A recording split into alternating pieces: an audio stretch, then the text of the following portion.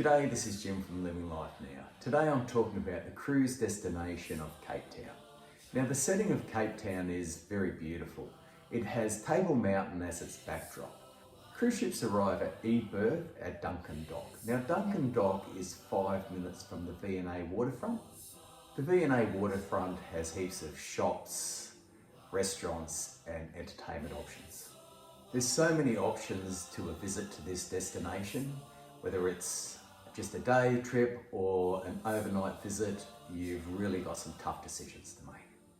I'll do my best to break it down for you in the following video, just to assist, but at the end of the day, it's going to have to be your call, and it won't be an easy one. Firstly, let's look at the V&A waterfront area. The promenade stretches about 2.5 kilometres and has a diverse range of attractions. The Silo district is the closest for shopping and restaurants. The waterfront has something for everyone.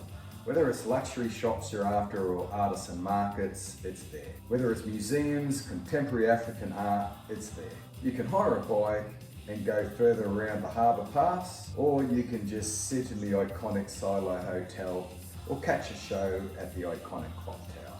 Now let's look at Table Mountain.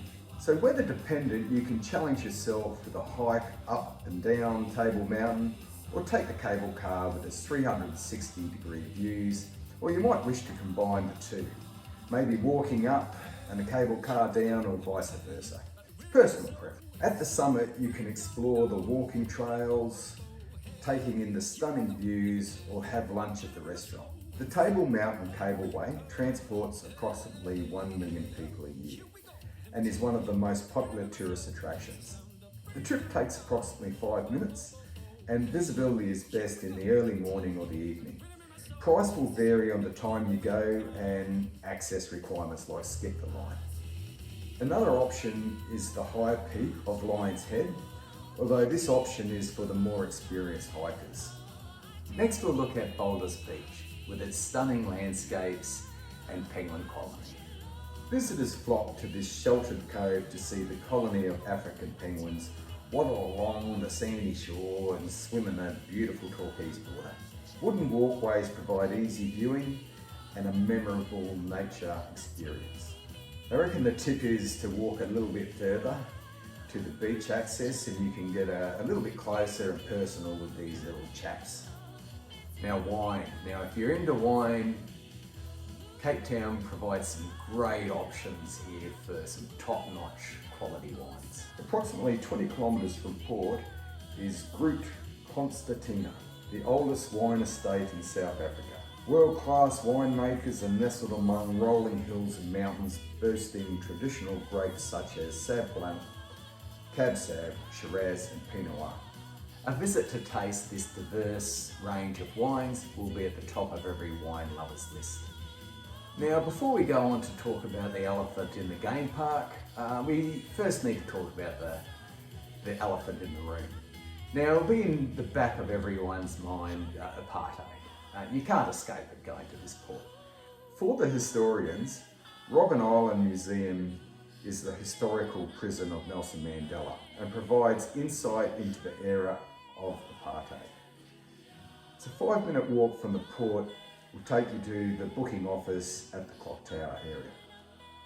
Robben Island is a UNESCO site and a symbol of both oppression and resilience. Many, including myself, find apartheid upsetting, but we are best to learn from history and move on.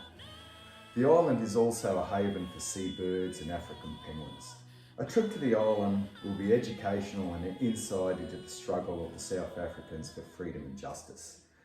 Most tours are about 4 hours long, but it's restricted to 1,000 visitors a day, so you might want to book ahead.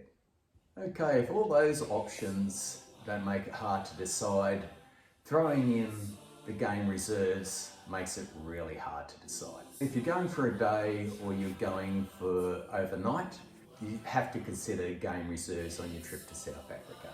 Aquila is one of the closest private game reserves to Cape Town and probably the best known. It's approximately 2 to 3 hours drive depending on traffic.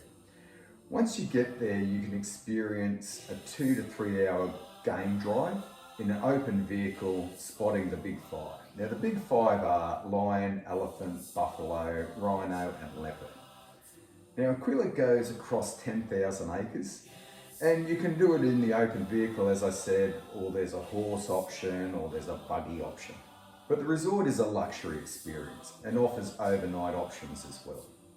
Now, if you're willing to travel a little bit further afield, then it might be good options to explore for overnight, is the Sambona Wildlife Reserve and the Garden Route Safari Lodge. Now, these are approximately 3 to 4 hours away, but I'll leave it up to you to do your own research here. There's a few options and it all depends on how much money you're willing to spend and how much time you want to take exploring these reserves. Okay, for the Princess World Cruise 2025, we arrive at Cape Town at 7 AM in the morning. It's the 25th of June and it's winter and it's low tourist season. The temp max will be about 19 degrees and the minimum will be about 8. The sunrise is at 7:52 and the sunset is at 5:46. We need to check the availability of the cable car as they take out for maintenance around this time of year. We're also the only ship in port that day, which is good for us, and we've got an overnight stay. The hop on and hop off bus is a pretty good option for Cape Town. It will take you to the major tourist areas and give you a good insights to the city. For currency, $1 worth about 12 Rand. What I've read about safety and security in Cape Town is if you stick to the main tourist attraction areas, you'll be fine. So for Linda and I, we'll be doing as much as we can in this port. We are keen to see game reserves, but we don't want it to dominate the whole time there because we haven't been to Cape Town before and there's lots to explore in that region. Anyway, I hope you enjoyed this blurb and it makes it a little bit easier for you to decide what you're going to do in port. If you did, give it a big thumbs up or subscribe and yeah, hooroo.